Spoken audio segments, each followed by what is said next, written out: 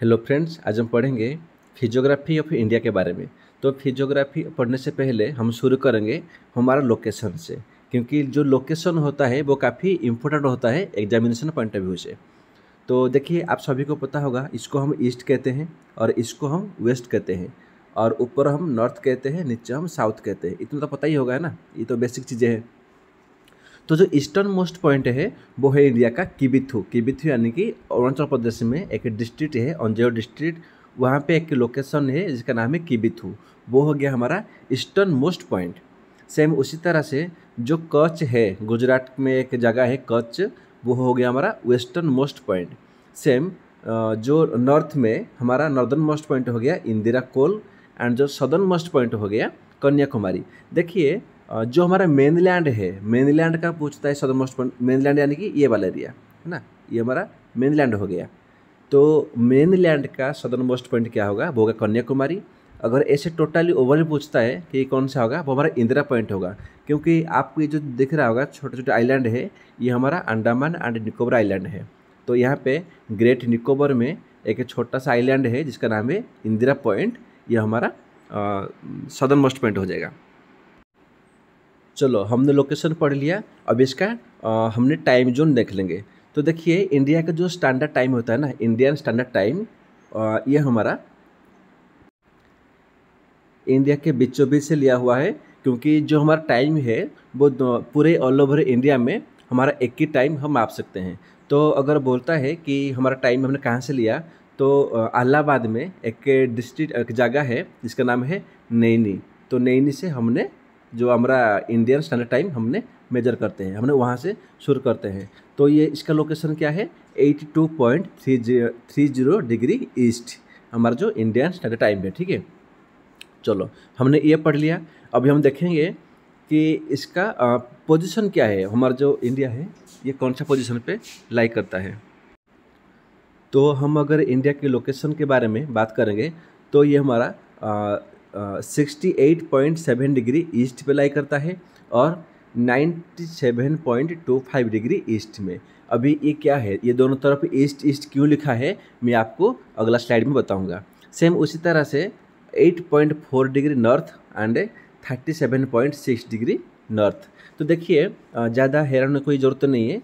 आप देख सकते हो 68 एंड 97 तक 30 डिग्री का इसमें फासला होता है ना, तो आप इसको याद रख सकते हो। तो सेम इसी तरह से भी 8.4 डिग्री और 37.6 डिग्री, यहाँ पे भी नियर टू 30 डिग्री का ही डिफरेंट देखने को मिलता है। तो इसी हिसाब से आप इसको याद कर सकते हो। तो चलिए, मैंने आपको बताया था कि हम ईस्ट क्यों बोलते हैं, है ना। तो इस मैप को बढ़िया से देख लीजिए। ये जो ग्लोब है, मैंने पूरा ग्लोब को एक स्क्वायर में बना दिया हूँ। देखिए, ये हमारा ईस्ट हो गया, ये वेस्ट हो गया, ये नॉर्थ और ये साउथ हो गया, है ना। तो हमारा जो इंडिया का जो लोकेशन है वो एग्जैक्ट यहाँ लाई करता है। तो आप देख सकते हो कि ये हमारा इक्वेटर हो गया। इक्वेटर यानी कि क्या होता है, अगर ग्लोब को या अर्थ को हम बीचों बीच लैटिट्यूड लाइन में अगर हम उसको काट देंगे, तो जो बीच का सेंट्रल लाइन है हम उसको कहते हैं इक्वेटर। ये हमारा 0 डिग्री पे लाई करता है ना।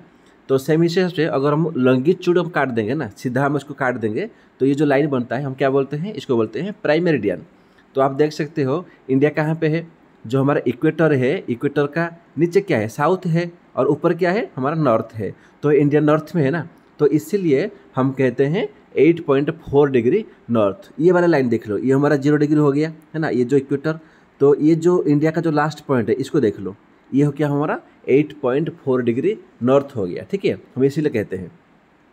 सेम उसी तरह से हमारा ये जो प्राइम मेरिडियन है, इसका आगे इधर वेस्ट है, इधर ही ईस्ट है। तो इंडिया कहाँ पे है, नॉर्थ ईस्ट में है।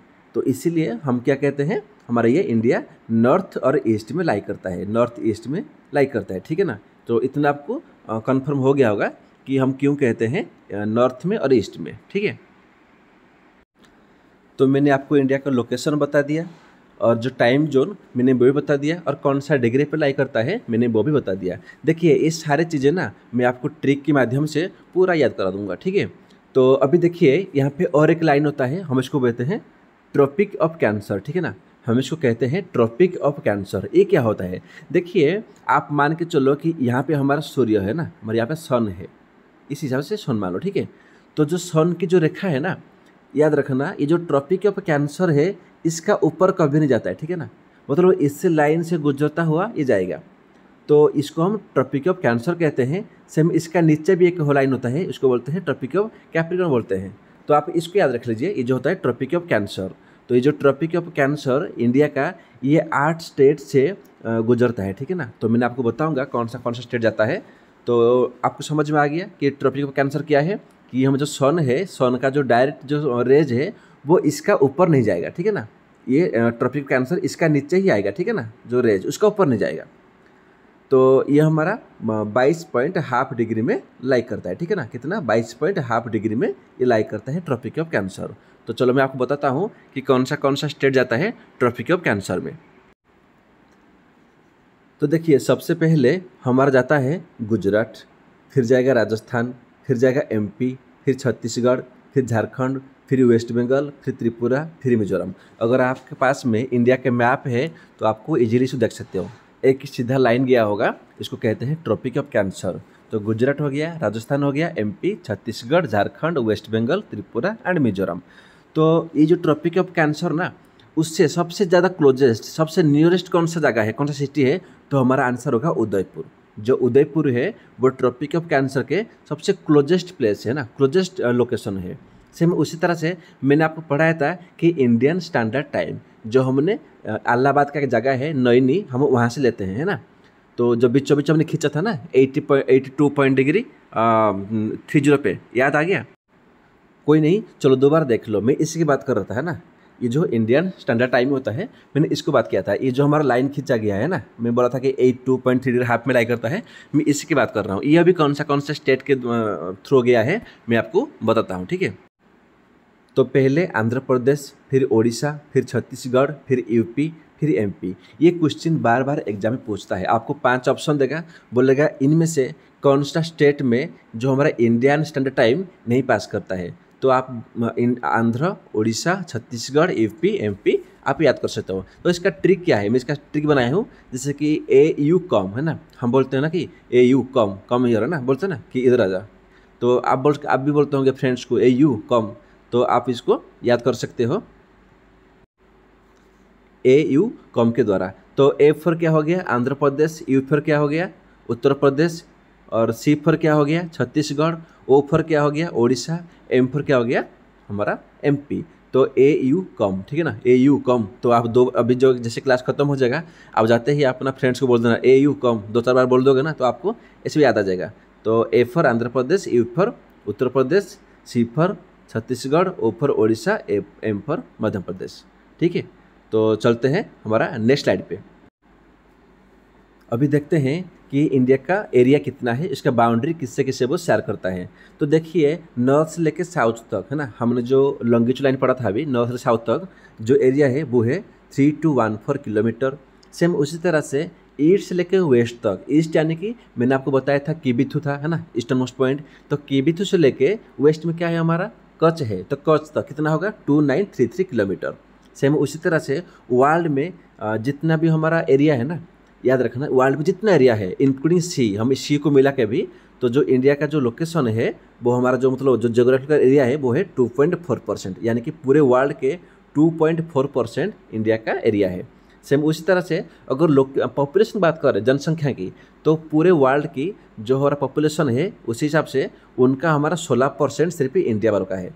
तो अभी कौन सा कंट्री सबसे उनका ज़्यादा पॉपुलेशन है, अगर आपको पता है तो कमेंट करके बताइए। और कौन सा ऐसा कंट्री है जहाँ सबसे कम पॉपुलेशन रहते हैं, सबसे कम लोग रहते हैं, तो मुझे कमेंट करके बताइए। नेक्स्ट हमारा जो लैंड बाउंड्री है, लैंड बाउंड्री यानी कि हमारा इंक्लूडिंग सी भी आ जाएगा, समुद्र से लेके टोटली जितना हमने अभी मैप देखा था ना, पूरे जो लैंड बाउंड्री देखा हमने, तो पूरे लैंड बाउंड्री की जो एरिया होगा वो होगा 15,200 किलोमीटर। अगर बोलता है सिर्फ कोस्टल बाउंड्री, कोस्टल मतलब क्या होता है कि जिस स्टेट में हमारा समुद्र गया हुआ है, सी गया हुआ है, तो जो कोस्टल बाउंड्री होगा वो होगा 7,516 किलोमीटर। तो ये हमारा एरिया एंड बाउंड्री हो गया। चलो अभी देखते हैं हमारा बॉर्डर के बारे में कि इंडिया कौन सी कंट्री के साथ में अपना बॉर्डर शेयर करता है। तो देखो सिंपल ट्रिक है, पाकिस्तान, अफगानिस्तान, बांग्लादेश, ये तीनों तो हमारे इंडिया से गए हुए थे, है ना, तो याद आ जाएगा पाकिस्तान, बांग्लादेश और अफगानिस्तान। और चाइना, नेपाल भूटान और म्यांमार। ये जो चारों ये 8 कंट्री से हमारा इंडिया क्या करता है, अपना बॉर्डर शेयर करता है।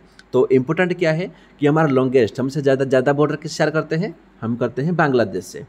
और सबसे कम बॉर्डर यानी कि शॉर्टेस्ट किससे करते हैं, अफगानिस्तान से करते हैं। ये देखो अफगानिस्तान, ठीक है। तो मैंने आपको बताया था कि हमारा जो कोस्टल एरिया है 7516 किलोमीटर है, तो वो कौन सा स्टेट में है। देखो 9 स्टेट है, 9 स्टेट ऐसे है जो हमारा कोस्टल लाइन हमारा बनाते हैं। कौन कौन सा है, एक गुजरात में आपको देखने को मिलेगा कोस्टल लाइन, समुद्र है। महाराष्ट्र है, उड़ीसा है, आंध्र प्रदेश है, केरला है, तमिलनाडु, कर्नाटक, गोवा और वेस्ट बंगाल, ठीक है ना। ये जो 9 स्टेट्स है, कभी कभी प्रीलिम्स में पूछ लेगा आपको कितना स्टेट्स, तो 9 बता देना। कभी कभी आपको स्टेट ही पूछ लेता है, तो याद रखना गुजरात, महाराष्ट्र, उड़ीसा, आंध्र प्रदेश, केरला, तमिलनाडु, कर्नाटक, गोवा एंड वेस्ट बंगाल। तो इम्पोर्टेंट है कि सबसे लॉन्गेस्ट ज़्यादा कौन सा स्टेट है जो ज़्यादा कोस्टल लाइन फॉर्म करता है, तो वो होगा गुजरात। जो गुजरात है वहाँ पे ज़्यादा हमको देखने को मिलता है हमारा जो कोस्टल बाउंड्री है। सेम उसी तरह से और कुछ इंपॉर्टेंट फैक्ट्स लेकर आया हूँ। जैसे इंडिया का हाईएस्ट पीक क्या है, तो जो हाईएस्ट पीक होगा वो होगा कांचनजुंगा, है ना, हाईएस्ट पीक। देखिए कुछ लोग कहते हैं K2, जो K2 होता है ना वो भी है, लेकिन क्या है वो हमारा POK में है। तो इंडिया में बात करेंगे तो हमारा कांचनजुंगा होगा, ठीक है ना। तो ये जो कांचनजुंगा है ये कौन सा हिमालय में है, हमारा 3 हिमालय होता है ना, जैसे कि हमारा ग्रेटर हिमालय हो गया, मिडिल हिमालय हो गया जिसको हम हिमाचल बोलते हैं, और शिवालिक हो गया। तो ये जो कांचनजुंगा है ये कौन सा हिमालय में लाई करता है, अगर आपको पता है तो कमेंट में ज़रूर बताइए। तो सेम उसी तरह से जो लोवेस्ट पॉइंट है वो क्या होगा, ये तो हाईएस्ट पीक हो गया। जो लोएस्ट पॉइंट है वो है कुत्तानाड़, ये केरला में है। तो देखिए कि इंटरेस्टिंग फैक्ट है, जो हमारा सी लेवल है ना ये उससे भी 5 से 6 फीट मतलब डीप में है, गहरा में है। तो बता सोच सकते हो, ये हमारा लोएस्ट पॉइंट हो गया कुत्तानाड़। सेम उसी तरह से जो हमारा इंडिया का सेंटर क्या है, जिसको हम बोलते हैं 0 माइलस्टोन, यानी कि इंडिया का अगर बीचों बीच हम सेंटर बनाएंगे ना तो हम कौन सा लोकेशन को मानेंगे, तो वो होगा नागपुर। तो मैंने आपको बताया था जो इंडियन स्टैंडर्ड टाइम होता है वो हम कहाँ से लेते हैं, नईनी से। इलाहाबाद में की जगह है नईनी। तो उसी तरह से देख लो कुछ बाकी फैक्ट्स लेकर आया हूँ। जो हमारा बॉर्डर होता है ना, सभी बॉर्डर का एक एक लाइन होता है, तो हम कौन सा बॉर्डर को कौन सा लाइन कहते हैं। जैसे इंडिया चाइना बॉर्डर को हम क्या कहते हैं, मैकमोहन लाइन कहते हैं। और इंडिया पाकिस्तान बॉर्डर को हम क्या कहते हैं, रेड क्लिफ लाइन कहते हैं। सेम उसी तरह से इंडिया का जो अफगानिस्तान है उसका जो बॉर्डर है हम उसको दुरोंड रेखा कहते हैं। देखिए इंडिया अफगानिस्तान का जो बॉर्डर है उसको भी कहते हैं दुरोंड रेखा, और पाकिस्तान और अफगानिस्तान ये दोनों का बीच का जो बॉर्डर है उसको भी कहते हैं दुरोंड रेखा। तो और जो इंडिया और म्यांमार इसका बीच में जो लाइन है हम उसको कहते हैं कोक्या चैनल। तो आशा करता हूँ कि फिजियोग्राफी के बारे में आपको सब कुछ पता चल गया होगा। और जो अगर आपको वीडियो अच्छा लगा हो तो एक लाइक और सब्सक्राइब कर देना। Thank you.